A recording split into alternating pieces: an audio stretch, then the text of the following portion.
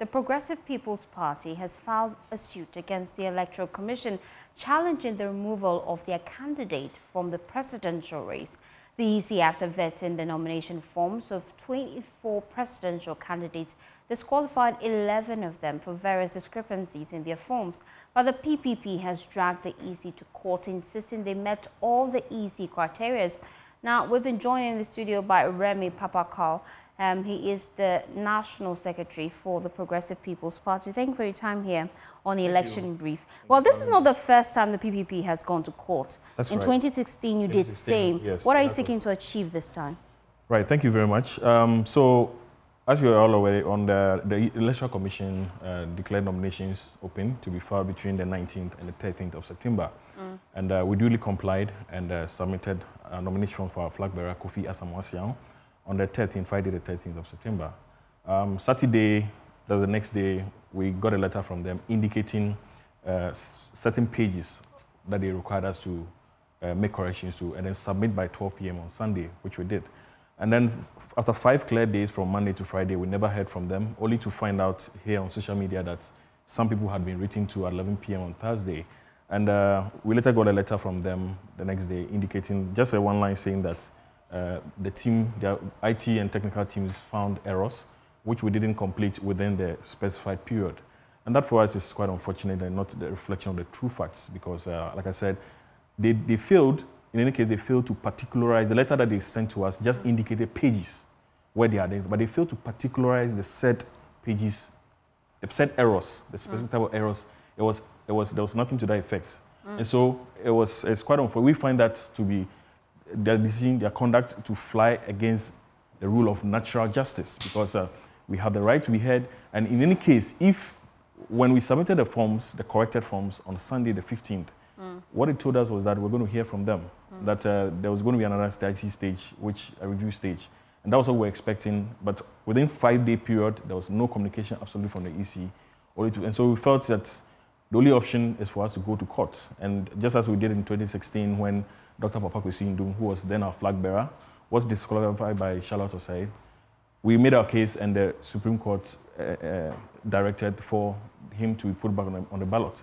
And that is the same thing we are asking the court to declare that the conduct of the Electoral Commission to disqualify Kofi Asamoah-Siang without giving him the opportunity, if any, to address the said errors that he had found was really unfair, and then also to, of course, reinstate him, put him on the ballot for December 7th. So that's the EC set up a vetting committee, and for most of the political parties and their aspirants, they were reached out to when there were issues with their forms.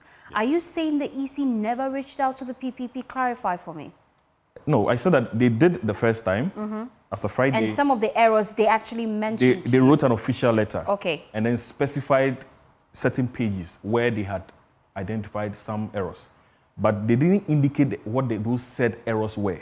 We understand. And yes, throughout the period from Friday till Sunday, we met other political parties who were also coming there to either pick up their letters or submit the corrected form. So it was something all of us engaged in. But like I said, we then also corrected those errors on the pages that they indicated. But they didn't really say that, okay, maybe page 1, this is the exact nature of the error. It was just general that there are errors, so go and correct them.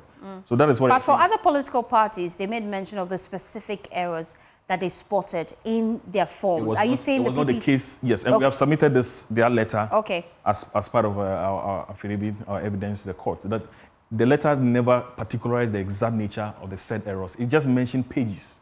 Yes. And so, moving forward, you are seeking that your candidates be asked to partake in the upcoming election. Yes. But doesn't this reveal a bigger problem about some of the issues in the party and how this has become a norm? Mostly filing of forms, you should do this with a lot of scrutiny. Why are there errors each time in the people? Like I said, look, this is not an issue. This is not an issue just with the Progressive Party.